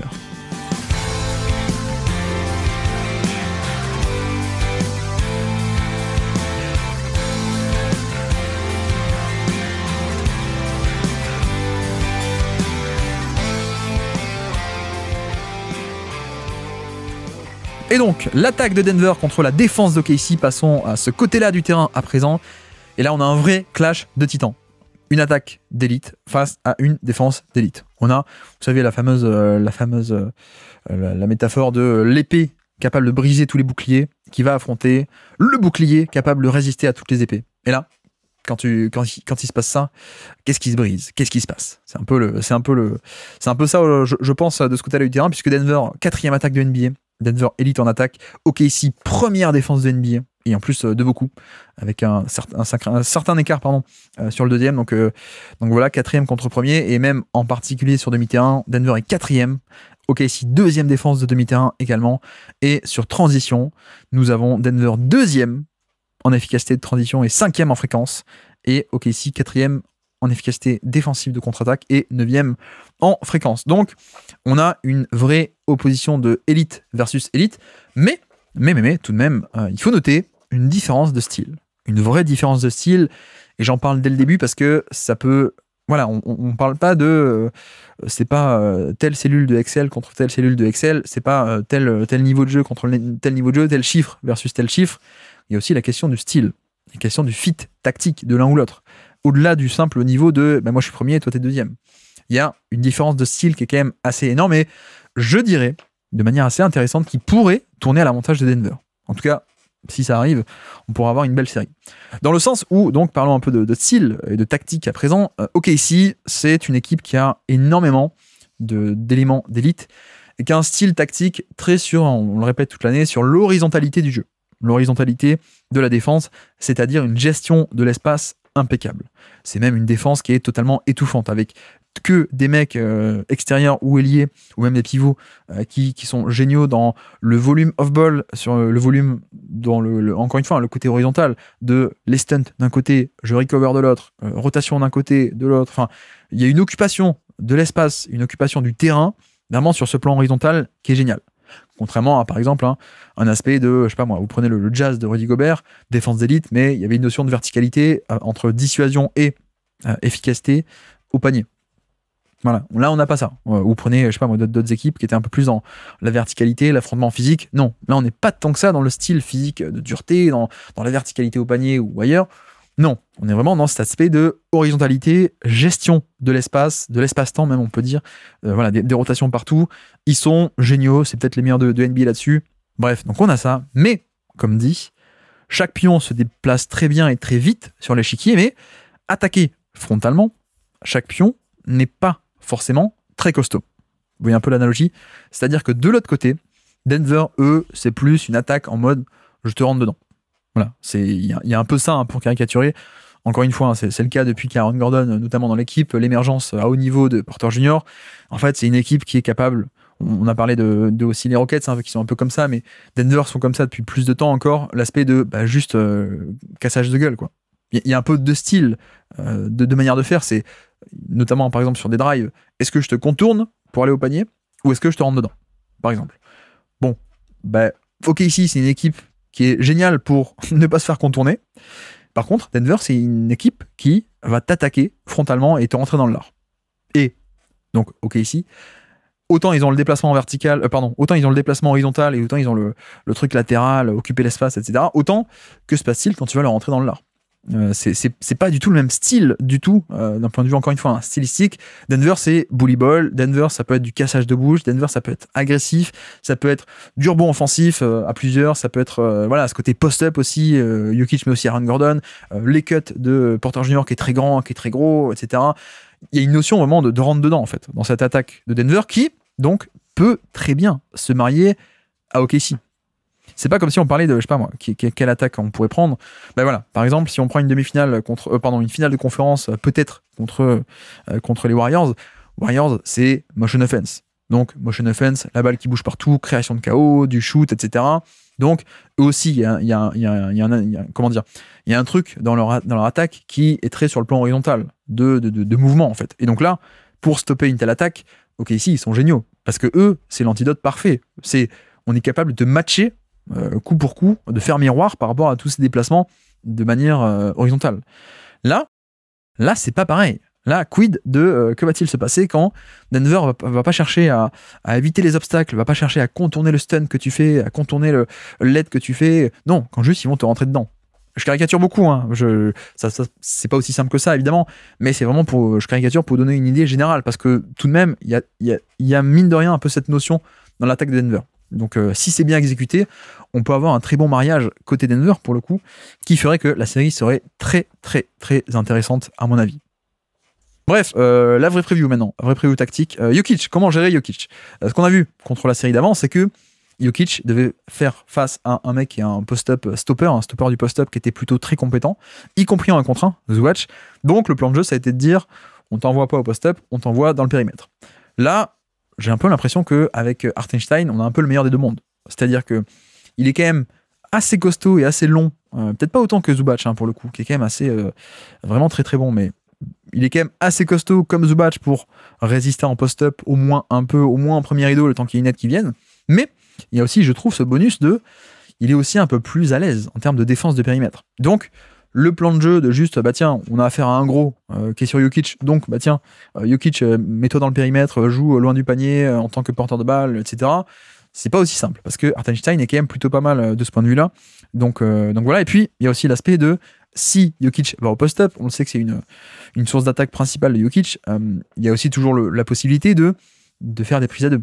Et un peu, en fait, de répliquer le schéma des Wolves de l'an passé. C'est-à-dire, Towns en premier rideau, et pas Gobert, c'est contre-intuitif, mais Towns en premier rideau, plus, en fait, c'est un 2 contre 1 avec Gobert qui est sous le panier et qui, en fait, est là pour dissuader. Et donc, Jokic, il se dit, j'ai Towns qui est un premier rideau plus facile, mais je peux pas aller sous le panier parce que j'ai un 2 contre 1. Et si je vais sous le panier, il y a Gobert qui va me tomber dessus. Donc, c'est un peu l'idée de forcer Jokic à prendre des pull-up et des face-up jumpers un peu à 2-3 mètres du panier plutôt que des lay-up au niveau de l'arceau, comme il aime bien. Donc voilà, je pense qu'il y aurait éventuellement cette possibilité. Et je pense même, disons-le de suite, je pense que le recrutement de Hartenstein, il est aussi génial en ce sens. C'est aussi pour ça que c'est cool d'avoir cette série, c'est que, en partie, mais pas que, Hartenstein peut faire plein de choses. C'est pas pour rien s'il a été payé 30 millions l'année et que on crie sur tous les toits que non, c'est pas surpayé, c'est un joueur assez sous-estimé, mais bref. L'avantage majeur d'avoir recruté Hartenstein, c'est aussi et surtout pour cette série. Parce que on a vu en début de saison que Chet Holmgren pouvait tenir un peu Jokic un peu plus que ce qu'on aurait pensé d'ailleurs. On a vu les 2 matchs de novembre, là, octobre-novembre, ça tenait pas mal, ça tenait pas mal en 1 contre 1, donc ça c'était quand même bien, mais j'avoue que pour une série de playoffs, je préfère avoir les deux. Parce que notamment, ça permet d'avoir un mec plus costaud face à Jokic, mais en plus, tu peux déployer off-ball qui est son meilleur rôle, le rôle de safety, le rôle de libéraux, le rôle de le mec qui peut rôder autour du panier et aider, et se rajouter en bonus dans l'action, en 2 contre 1. Chet Holmgren peut se déployer de cette manière parce que t'as un mec qui peut, en premier rideau, se charger de Jokic. Donc ça, c'est quand même un avantage assez énorme. Après, est-ce qu'on va pas vouloir insister tout de même sur du jeu dans le périmètre? Peut-être pour Jokic, et on verra à quel point Hartenstein peut tenir ou pas. Est-ce qu'on va un peu plus insister sur du post-up en se disant Bon, bah, Zubac était quand même très très fort et Hartenstein est peut-être un peu moins fort. Donc voilà, à partir de là, la décision aussi de OKC de est-ce qu'on le laisse en 1 contre 1 ou pas? Est-ce qu'on déclenche des prises à 2 ou pas? Mais voilà, idéalement, tu déclenches pas de prise à 2. Parce que déclencher prise à 2, ça veut dire créer un décalage. Ça veut dire que si toi t'es à 2 sur Jokic, ça veut dire que quelqu'un est tout seul ailleurs, etc. etc. Donc voilà, ça sera aussi à. Je vais pas faire de prédiction, juste à surveiller dès le début de série comment tout ça va pouvoir s'organiser. Je pense aussi que ça m'étonnerait de voir beaucoup de minutes de Jalen Williams. On a vu qu'en saison régulière, ça a été un peu testé et paradoxalement, ça n'a pas trop été puni. J'avais fait un tweet très énervé à l'époque, mais non, mais voilà, quand tu as Jalen Williams qui est sur le terrain et qui défend Jokic, a priori, Jokic l'attaque et puis c'est fini, quoi. Donc, mais encore une fois, le fait d'avoir Hartenstein, ça permet de déployer Chet dans ce rôle qu'il aime bien, ce rôle qu'il aime beaucoup de roamer. Après, pour pouvoir totalement et librement aider au panier, avoir ce rôle de libéraux, il faut calculer sur qui est-ce que tu mets Chet. Parce que si tu mets Chet sur, je sais pas moi, Michael Porter Jr., bon, mais il abandonne pour aider au panier, c'est très bien, sauf qu'il abandonne un très bon shooter à 3 points. Donc ça, c'est un problème. Donc, où est-ce qu'on peut mettre Chet? C'est aussi un peu la question. Si on le met sur Gordon, c'est pas mal, mais Gordon qui est pas loin de Jokic, au final, c'est aussi ce que veut Denver. C'est-à-dire Jokic qui va au poste bas, qui attire la prise à 2. Et en fait, à chaque fois, on pense que less more spacing is good. Et parfois, c'est bien. Mais parfois, d'autres fois, less is more. Comme j'aime bien le dire avec ce duo Gordon et Jokic. Parfois, c'est bien le spacing, mais parfois, c'est bien aussi d'avoir une option de passe plus proche. Donc, ok, il y a moins d'espace en soi, mais Jokic étant capable de faire de bonnes lectures sur des très petits périmètres, de prendre de bonnes décisions, etc. C'est aussi en ça que Gordon est parfait. Alors que paradoxalement, il n'y a pas de spacing, on peut se dire, mais non, mais c'est pas bien, il faut le plus de spacing autour de Jokic. Non. Et des fois aussi, Jokic, il attire les deux défenseurs et puis il libère une toute petite passe à Gordon et il la libère très rapidement. Et Gordon, en à peine une demi-seconde, il peut monter au panier et au dunk. Voilà, c'est aussi l'intérêt d'avoir un mec qui rôde autour du panier. Donc voilà, c'est à quel point est-ce que si Chet vient faire des aides sur Jokic, t'as pas un peu ce côté mince. On laisse exactement ce que veut Denver, c'est-à-dire une opportunité de dunker spot pour Gordon, peut-être. Est-ce que tu veux un peu jouer en mode... Bon, mettons Chet Holmgren sur Christian Brown, par exemple. Christian Brown, qui est un peu peut-être le moins bon shooter du 5, hormis Gordon.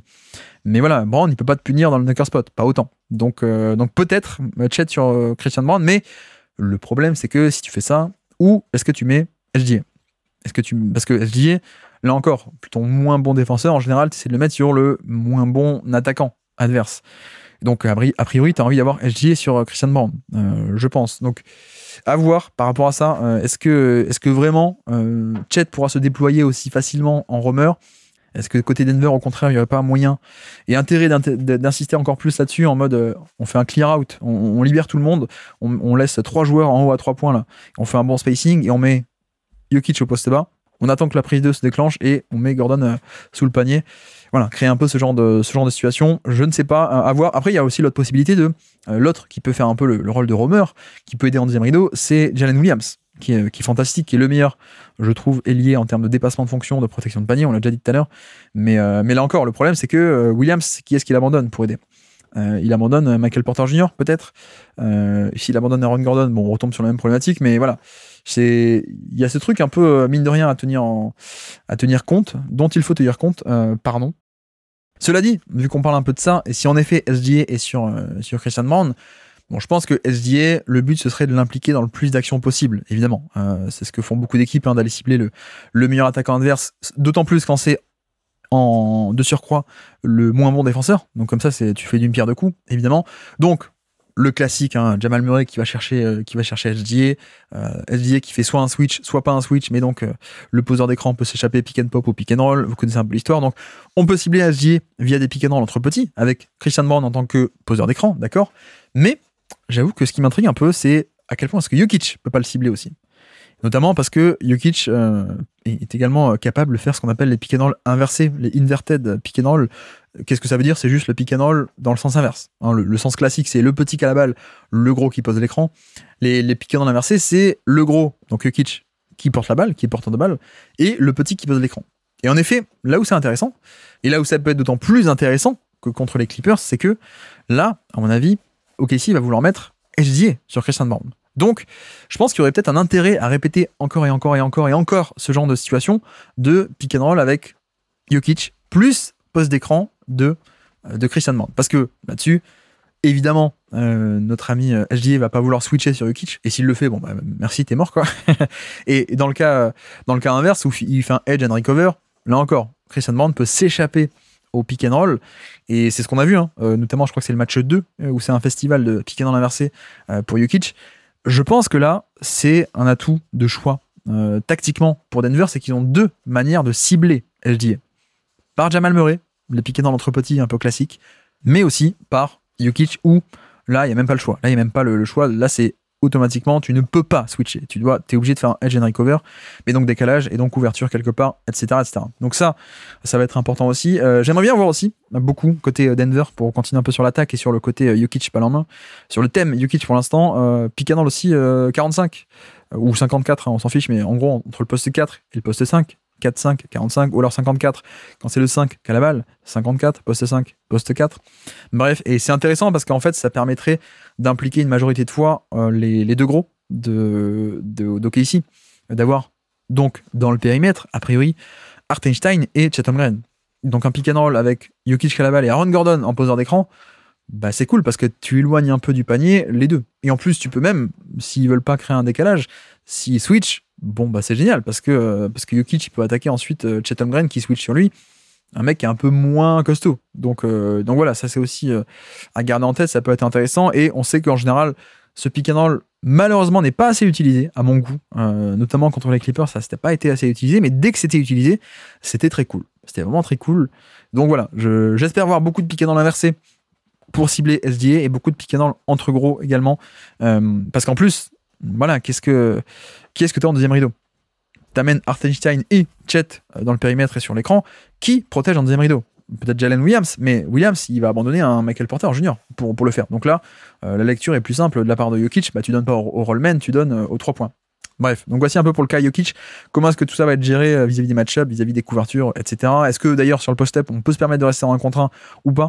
Ça c'est aussi un point de bascule, si Hartenstein est capable de rester en 1 contre 1 comme Zubac était capable de maîtriser et de rester en 1 contre 1 sans que les Clippers aient besoin de déclencher des aides. Et puis, le cas du pick and roll, Jamal Murray, Nikola Jokic. Là, comment est-ce qu'on va gérer ça côté défense de OKC? Bon, ben là, c'est un peu pareil toujours. Là, c'est toujours un peu pareil. Le truc primordial, c'est à quel point est-ce que Jokic a un peu toutes les armes en termes de scoring et en termes de passing en tant que poseur d'écran. Ça, c'est primordial. C'est-à-dire que l'importance du pick and pop fait que t'as peut-être pas forcément envie de rester en 2 contre 1 sur le pick and roll, de rester sur Jamal Murray en 2 contre 1. D'habitude, il y a un peu toujours ce truc de on le contient, on reste en soft edge sur Jamal Murray, on laisse venir, voilà, 2 contre 1 sur Jamal Murray, et donc bah, le poseur d'écran il est libre. Si t'es à 2 sur le porteur de balle, t'es pas sur le pick and pop. En l'occurrence, on a vu que cette année, le pick and pop étant de très grande qualité et très efficace, il y a une crainte de pick and pop. Ce qui a forcé d'ailleurs les Clippers à réagir à ce pick and pop. C'était un peu la clé de tout, hein, notamment. Donc, première possibilité de switcher. Donc, Hartenstein qui prend Jamal Murray et le petit qui défend Jamal Murray reste sur Jokic. L'inconvénient, c'est quoi? C'est que tu donnes un switch. Après, est-ce que tu pourrais pas tenter de faire ça? De switcher, ça permet de concéder aucun décalage, mais tu te retrouves avec Lou Dort sur Jokic. Bon, je pense que Chris Dunn était un très bon défenseur, mais ce que j'apprécie avec Lou Dort, et là où on pourrait réfléchir en mode pourquoi pas tenter, c'est que Lou Dort est quand même un peu plus costaud. Donc, si tu mets Lou Dort sur Jamal Murray et qu'ensuite tu le fais switcher sur le pick and pop, bah au final, tu peux éventuellement te dire bon, ça va tenir juste assez, ou en tout cas, peut-être tenir juste assez au poste haut, dans le périmètre, le temps qu'il aille au panier, et s'il va au panier, on déclenche des prises à 2. Voilà, le raisonnement peut se faire. Après, l'autre possibilité, c'est de rester à 2 sur Jamal Murray en sortie de l'écran, sur le pick and roll, et d'amener un 3e homme dans l'action. Voilà, ce que faisaient aussi les Clippers, ils ont un peu alterné entre les deux, je sais pas moi, Chris Dunn et Zubac qui restent sur Jamal Murray, pick and pop ouvert, et en fait non, le pick and pop est pas ouvert, puisque depuis l'autre aile, rotation de, je sais pas moi, James Harden, rotation de Norman Powell, qui venait couvrir le pick and pop. Bon, dans l'idée c'est bien, mais encore une fois, toujours le même dilemme, c'est que Jokic, il a aussi le passing, finalement. Donc au final, il peut aussi faire l'extra passe vers le mec que tu as abandonné côté faible, par exemple. On peut se poser la question de Denver a-t-il un bon spacing pour ça? A priori, si tu organises assez bien le terrain, si par exemple, côté fort, là où va driver Jamal Murray, tu mets ton non-shooter, tu mets Westbrook ou tu mets des mecs comme ça, bon, c'est pas grave, ça affecte pas l'action. Et au contraire, côté faible, tu mets Michael Porter Jr., là, c'est un vrai dilemme. Là, c'est un vrai dilemme de, bon, le mec qui fait la rotation sur le pick and pop, le troisième homme, il abandonne Michael Porter Jr. Donc voilà, à prendre en compte aussi comment est-ce qu'on organise le terrain. Si tu fais un pick and roll et que tu vas du côté, enfin, tu laisses côté faible un Westbrook ou un Peyton Watson, bon, effectivement, OKC peut aider et puis il n'y a pas de débat, quoi. Tu te prends pas la tête avec ça. Mais si tu arrives à placer du Porter Junior ou Strouser, d'ailleurs, je sais pas s'il va jouer Julian Strouser, mais voilà, du bon shooter à 3 points, ça peut poser un problème. Mais après, il y a aussi l'autre possibilité, on parle de ça, mais là où Jokic est aussi très bon, c'est l'aspect de faire un roll, mais enfin, de ne pas faire qu'un pick and pop, il peut aussi rouler un peu dans la mi-distance. Et pareil, là, si tu restes à 2 sur Jamal Murray, ça débloque le passing de short roll de Jokic qui est un peu le meilleur du monde, ça débloque aussi son flotteur au final, donc voilà, il peut aussi juste scorer par-dessus. Donc j'ai hâte de voir comment est-ce que tout ceci va être défendu entre switch ou bien un peu plus traditionnel en edge ou d'ailleurs en edge, pourquoi pas en drop aussi. Est-ce qu'on peut se permettre de rester bas par rapport au niveau de l'écran? Après, il y a aussi un autre aspect, c'est que Hartenstein, c'est pas n'importe qui. Et notamment, je pense qu'OKC a un peu cette carte à jouer entre Hartenstein qui est le gros, mais aussi le premier rideau, Lou Dort ou Alex Caruso ou Casey Nolas. À quel point on pourrait pas, alors c'est risqué, hein, mais un peu tenter le pari de tiens, et si on faisait un blitz sur Jamal Murray? Et si on misait un peu sur le fait de non pas le laisser venir et faire un 2 contre 1 où juste on contient le ballon, mais si on déclenchait soit des hard edge, soit des prises à 2, des trappes, des blitz, on monte très haut et très agressivement sur Jamal Murray pour l'étouffer. Le truc, c'est qu'on sait que Jamal Murray, il peut s'ajuster. On l'a vu en finale NBA 2023, Miami l'a testé 3-4 fois d'affilée, au bout de 2 ou 3 possessions, Jamal Murray s'est ajusté, c'est-à-dire je sais que ça va venir, donc je me tiens prêt, je recule et je passe la balle par-dessus et voilà. Et en gros, t'es battu. Mais c'est vrai que le personnel de Miami, c'est peut-être pas le personnel d'OKC. Donc à quel point OKC peut pas un peu miser sur ce côté, on est tellement étouffant, tellement historique en création de turnover que certes, c'est très risqué, parce que si Jamal Murray arrive à donner la balle par-dessus la prise à 2 à Jokic, t'es mort. Mais à quel point est-ce que nous-mêmes, on n'est pas étouffant au point d'arriver à ce que ce soit une réussite, quoi. Alors, peut-être pas tout le temps, mais si sur 70%, 80% des possessions où tu le blitz, tu arrives à couper court à la passe, tu arrives à créer des turnovers, etc., ça peut poser problème. Voilà, c'est aussi le luxe d'avoir un tel personnel défensif. Là encore, je parlais de Lou Dort, mais je pense que c'est aussi une série beaucoup pour Caruso. Je pense que Caruso va se faire plaisir sur cette série, il va avoir de gros minutages, à mon avis, parce que Lou Dort est parfait notamment contre des Luka Doncic ou des LeBron ou des mecs comme ça, vraiment très costauds, premier rideau costaud, c'est primordial, mais c'est vrai que contre un Jamal Murray, tu peux imaginer beaucoup plus de minutes également de Caruso, qui est moins costaud, mais plus fluide, encore plus mobile, etc. Plus peste défensive. Donc voilà, d'ailleurs, tant que j'y pense, on est un peu là-dessus. Évacuons le pick and roll. Passons à la question de la seconde unité. La seconde unité, qui va scorer et comment est-ce qu'on va scorer côté Denver? C'est un peu le problème, c'est toujours le problème. Côté Denver, c'est quand Jokic sort, il faut bien qu'il sorte, il ne peut pas jouer 48 minutes et demie par match, il ne joue pas pour Thibodeau. Il y a cette question de est-ce qu'on peut arriver à scorer avec la seconde unité? Et en général, on décale les minutes et c'est Jamal Murray qui est un peu les rênes de l'attaque. Historiquement, on sait que c'est pas top. C'est pas top, et là où je crains un peu, c'est que justement, on a aussi un autre exemple de Jamal Murray qui doit affronter une escouade défensive d'élite en termes de défense on-ball et off-ball étouffante avec des longs bras très mobiles. On a un autre exemple, l'an passé. C'était face à Minnesota. Et il a fait des playoffs et une série qui était catastrophique. Mais pourquoi? Parce que Minnesota a exprès décalé les minutes de McDaniels, Alexander Walker, etc. pour que ces mecs-là soient contre la seconde unité, contre Jamal Murray. Et bon, on va résumer, mais il n'y avait aucun décalage, aucune ouverture possible. Et Jamal Murray s'est fait étouffer. Voilà, c'est pas pareil quand tu fais un pick and roll avec Aaron Gordon que quand tu fais un pick and roll avec Jokic, où la présence et la menace de Jokic, scoring passing, attire à lui des défenseurs. Donc Jamal Murray est plus libre. Là, si le poseur d'écran c'est Zeke Nnaji, Aaron Gordon, Michael Porter Jr., DeAndre Jordan, quiconque va jouer, les mecs vont pas respecter le poseur d'écran. Et donc, il y a un peu cette crainte pour moi de à quel point est-ce que OKC peut pas gagner la bataille, gagner les matchs aussi sur, en fait, on va juste vous battre sur la seconde unité. Nous, on va marquer des points, mais vous allez rien marquer sur la seconde unité. La Jamal Murray offense va être totalement annihilée. Donc ça, c'est toujours un peu un point clé des séries avec Denver, et notamment quand on affronte une telle escouade défensive comme OKC. Donc voilà. Après, un truc qui m'a plu aussi dans la série d'avant, c'était Aaron Gordon. Aaron Gordon et le post-up. L'accent a été mis en deuxième partie de série là-dessus, beaucoup plus qu'en première d'ailleurs, mais ça a bien marché. C'est le jeu de transition où Gordon va s'installer très tôt dans la possession, il se projette, il va s'installer en post-up, contre des mismatchs d'ailleurs, ou juste il va s'installer très proche du panier. Ça a beaucoup marché. Il y a aussi des fois où il attaquait sur demi-terrain, pour le coup, de juste, tiens, même Kawhi Leonard, donne-moi la balle, je vais lui rentrer dans le lard, et voilà. Là encore, je le répète, mais c'est pas une question que Gordon sur post-up démontre des fade-away, des hook-shots, des drop-steps, etc. Non, c'est juste l'aspect de bully ball, quoi. Et bully ball en mode lancer franc et bully ball en mode rebond offensif également. Parce que quand t'as Gordon qui attaque en post-up, ça veut dire que Jokic n'a pas la balle. Et donc Jokic peut se permettre éventuellement d'être proche du panier, rebond offensif, etc., etc. Donc voilà, vous voyez que mine de rien, on a un peu ce truc où OKC est une défense historique, mais il y a moyen d'avoir quand même une série très très très intéressante, je pense. Entre le dilemme Jokic sur pick and roll, ou même en général, qui est toujours un dilemme tactique, où tu peux pas tout défendre, c'est comme ça, tu peux pas tout défendre, tu dois choisir quoi faire, quoi concéder, etc. Et si Denver s'en sort bien, bon, au final, tu peux être puni. Et puis l'aspect de rentrer dedans, et d'ailleurs, j'ai pas fini là-dessus, pardon, dernier point crucial, un peu plus, non pas tactique, là on dézoome, on se met en mode non pas microscopique tactique, mais un aspect macroscopique à surveiller des domaines du jeu. Denver est élite au rebond offensif. OKC est assez mauvais. Ils sont moins cata que l'an passé. L'an passé, ils étaient 29 ou 30, je crois. Protection du rebond défensif, parce qu'il y avait que Chet.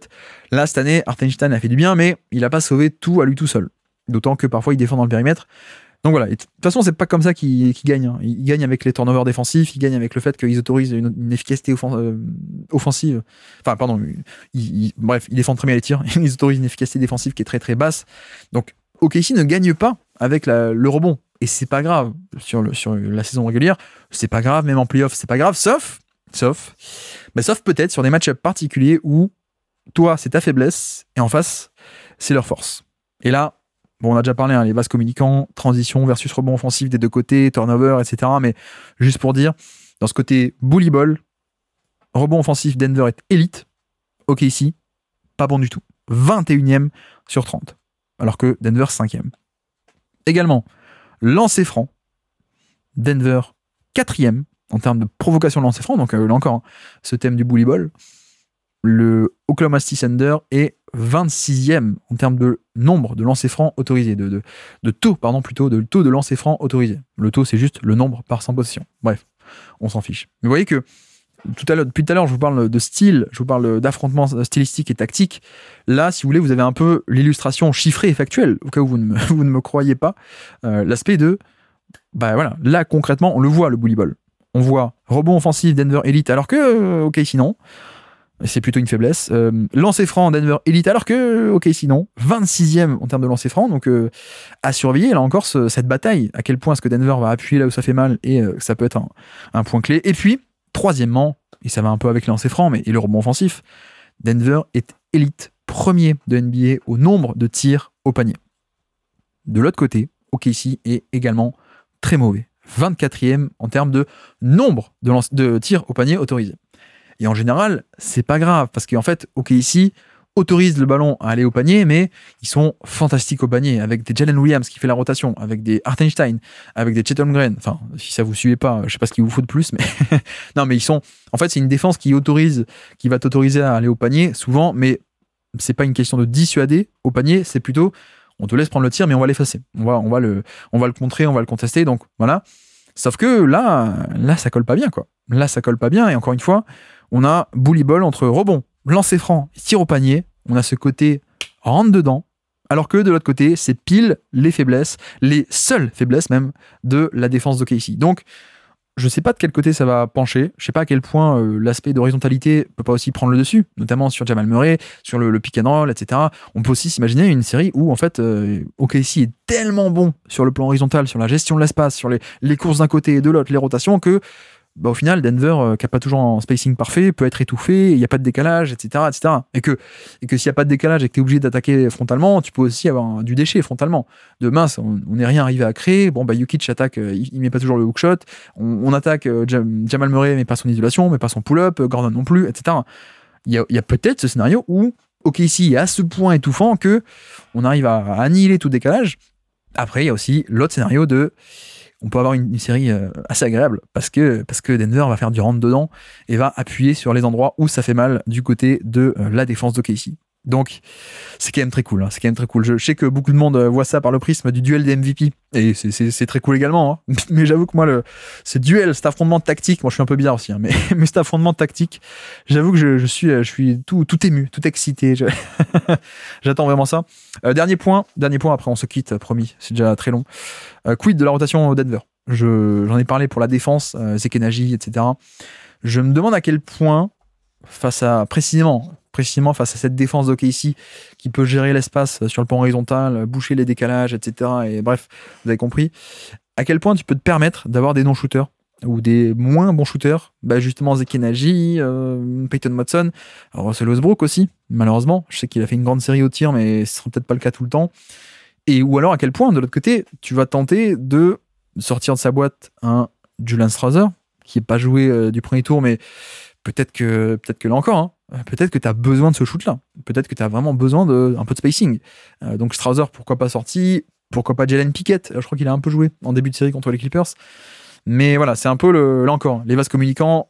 Quel line-up va être préféré? Est-ce qu'on fait jouer des Zekenaji, Peyton Watson, Westbrook et tout pour la défense, etc. Ou est-ce qu'on se dit, mince, on préfère parfois un peu subir en défense et bricoler en défense, mais avoir le shoot à une passe près, le shoot hyper rapide et qui peut être élite de Strawther par exemple, ce sera à surveiller. Donc voilà pour cette série, voilà pour ce côté du terrain. Attaque Denver contre défense de KC qui, je l'espère, sera plus équilibré que le niveau général ne pourrait le suggérer. Et voici donc pour la preview tactique de cette série. Grande série, la série qui m'excite le plus pour l'instant dans ces playoffs, vous l'avez compris, je suis totalement fou. Mais bref, j'espère que ça vous aura plu et j'ai hâte qu'on se retrouve très bientôt pour commencer à débriefer ces premiers matchs de la série grandiose, le clash des MVP. Et non, je ne me tenterai pas à faire un pronostic pour pas jinxer l'une ou l'autre vu que je ne fais que des pronostics totalement faux. Mais bon, en tout cas, ce que je peux dire, c'est que sans prédire l'upset de Denver, je pense qu'il y a moyen que Denver, si 2-3 trucs tombent bien, le shotmaking d'OKC qui n'est pas là, eux qui sont en forme au niveau de l'attaque, au niveau des tirs, je pense qu'il y a moyen que Denver soit un meilleur poil à gratter que certains ne peuvent le penser sur cette série qu'on va déguster.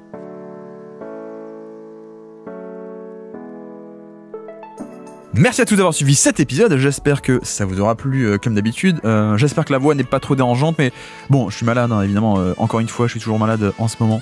Après, on est dans la phase de la maladie, je dirais, où ça va, je suis en mode la voix est Barry White, c'est pas comme le live où j'avais une extinction de voix totale, c'était un peu un problème. Bref, donc les bêtises de côté, excusez-moi.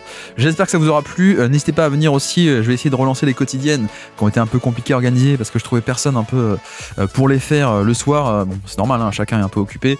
Je vais tenter de les faire un peu à midi, entre midi et 2, une petite heure vite fait, comme ça on traite directement des matchs du jour. Voilà, encore une fois, je promets rien, mais je préfère tenter et échouer plutôt que de rien faire et de dire ah non c'est pas parfait, etc. Bref, j'espère que vous me pardonnerez et donc voilà, replay, etc.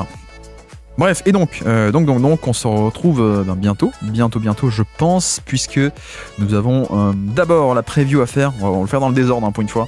On va d'abord faire la preview, puisque le match sera demain soir. Donc demain matin, normalement, il y aura une preview de Minnesota contre Golden State. Et puis, le jour d'après, quand ce sera un peu calmé, ou alors peut-être 2 jours après, on verra, selon ma voix de Barry White, peut-être on fera le bilan des Rockets, bilan de la série contre les Warriors, et puis les perspectives pour l'avenir, puisque là encore, il y a pas mal de choses à dire, à mon avis. Voilà pour notre petit react qui viendra donc après. Et donc, sur ce, je vous remercie, Wolfan, de m'avoir écouté jusqu'au bout. Un grand merci pour votre soutien, notamment sur tous ces back-to-back de podcasts un peu hipster tactique. Merci à tous, merci vraiment, et moi je vous dis à très bientôt. Ciao.